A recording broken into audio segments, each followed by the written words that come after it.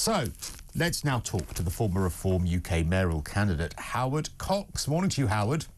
Morning, Cristo. Happy New Year, Christmas, or whatever it is now. Oh, thank you. We'll be talking about this forever. You know, happy Christmas and New Year until at least the middle of January. So, you are still a member of Reform, right?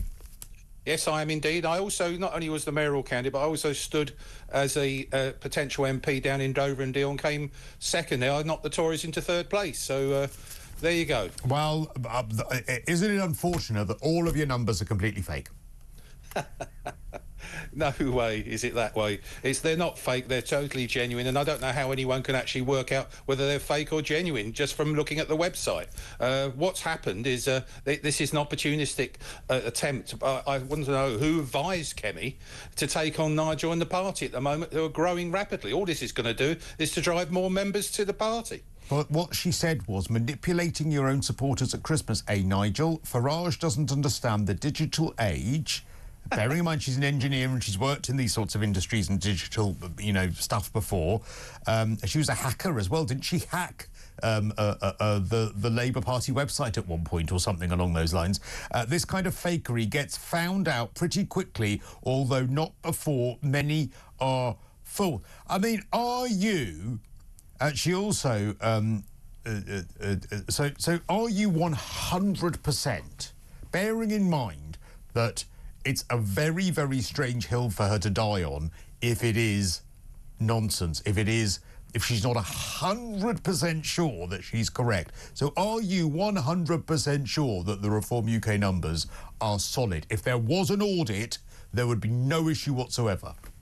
I've got no other reason to believe otherwise, but my experience of this, obviously I'm not working from the headquarters of Reform, but I'm actually the point of contact for the Dover and Deal constituency at the moment, so I see all the membership growing there. I see the people joining, paying their 25 quid or £10 if you're under 25 years of age.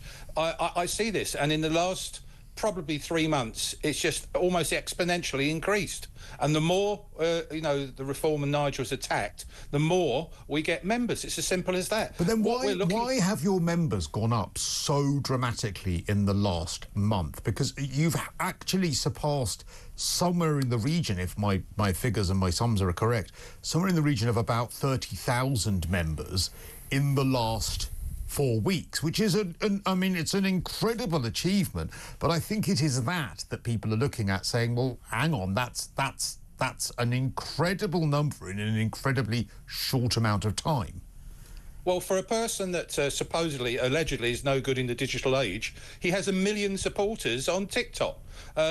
These are the sorts of things that, much of the success, OK, it's only 5 MPs, but getting 4 million people to vote for Reform in the last election will focus around social media, which is very much based on the digital age. So I don't know where Kemi, who's advised her to take on Nigel and the party. It's ridiculous. She should be attacking Labour's disaster of a government.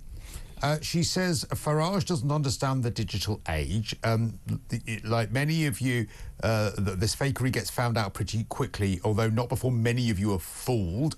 She said it's not real, it's fake. This ticker that goes up with the numbers. Yeah. She says it's not real, it's fake, clock coded to tick up automatically. We've been watching the back end, which is, of course, the nuts and bolts of the website stuff, for days, and can also see they've just changed the code to link to a different site as people point this out. It's a very specific set of accusations regarding the coding, the site, and all of these sorts of things. So again, is there not just a part of you that might be worried that maybe it wasn't intentional, maybe it wasn't the intent on behalf of the Reform leadership to in any way be duplicitous? Maybe the numbers are there, but the ticker is a bit of a PR stunt that's being coded to look like it's going up when actually the numbers were there already. Do you see what I mean? So, yes, I do, is there anything part of this that could be accused of being fake? Well, I build websites. You know, I've run Fairfield UK, and we've had a counter on there on and off on a regular basis. And yes, you're right. It's not a PR stunt, but it is obviously a major sort of a campaign hook to actually attack the Tories.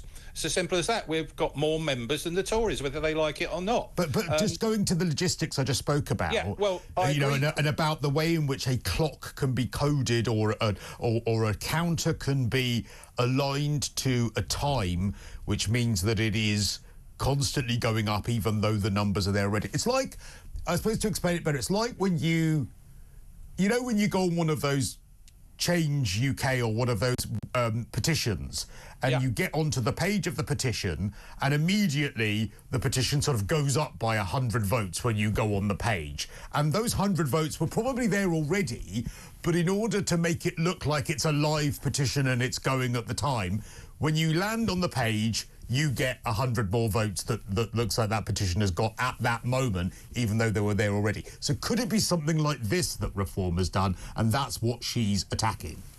Yeah, I see where you're coming from, but I absolutely know the people in headquarters. I know some of the techies in there are the most honourable people. And there's no way, you're dead right, Nigel's not capable of doing any coding, but he uses social media for the benefit of the party and his policies. And as far as I'm concerned, I just cannot believe it. You asked the question, is there a little bit of me, that worried about this? I'm worried about the stupidity of it, of what Kemi Badenoch is doing. We should be working together to attack Labour. We should not be worrying about, her shows her weakness, in my opinion, and her shows the weakness of the Tories. I'm a proud Thatcherite, Cristo, and it took a lot for me to come across the Reform. And the reason why I came across the Reform is because I saw them as a Thatcherite party. The Tories left me. And that's where we are. I've been, I'm 70 years of age now, and for 15 years, I've been running a campaign called Fairfield UK, as you know. That's the big thing. That's one reason why the Reform wanted me, because I had 1.7 million supporters. Mine grows regularly, in terms of supporters. I lose some, I gain some, all those sorts of things. I just do not believe anyone is fiddling these figures. And she needs to look at her own, basically look at her advice that she's got on this and say, hey, have I done the right thing? She hasn't. Well, she says as well, on a final note, how do I know for certain the Reform announcement is not true? Because the Conservative Party has gained thousands of new members since the leadership election, but we don't shout about it. We're building quietly and steadily on principles and values, not gimmicks. I mean, that is the big criticism of Reform, isn't it? Whether justified or not, that Reform are great at headlines. Farage, brilliant communicator, brilliant at getting those headlines, brilliant at filling up that vacuum. But is there any substance behind all of that? Very much so.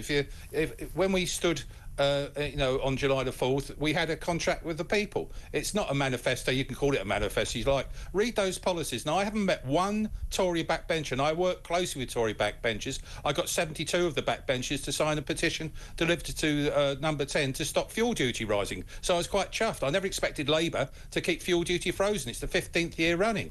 And so, from my point of view, the policies we've got are very sound, and they're very Thatcherite.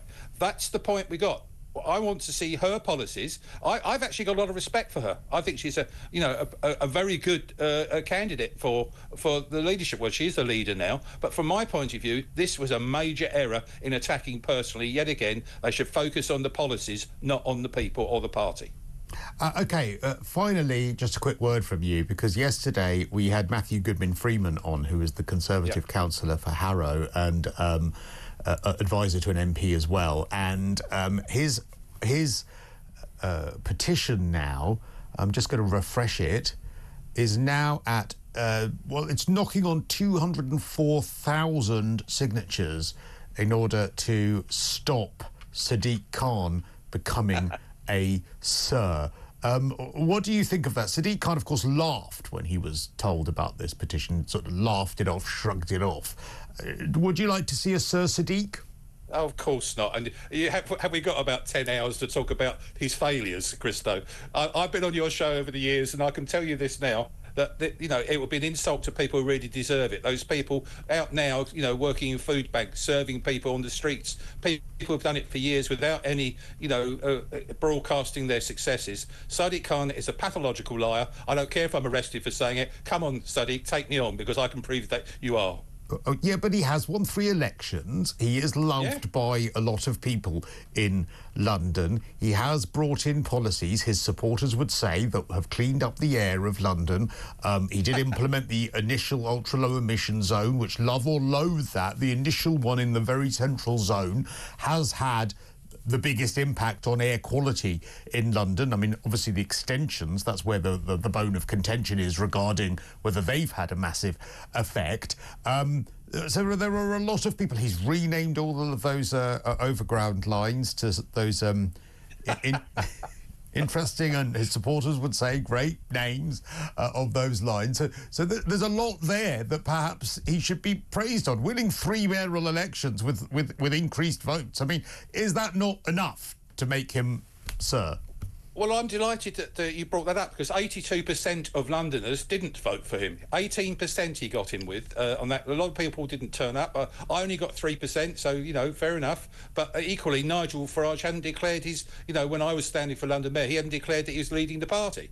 So had he been there at that time, maybe I would have got... Oh, I bet you were kicking yourself that came a couple of months later, weren't you? Yes, I was not too happy about it, Cristo. You're right, and I've said that to Nigel, my good friend. But the simple thing is that, you know, I could have done with you a few months back, mate. But anyway, that's not the point. The issue about it is that his policies, and you mentioned about cleaning the air.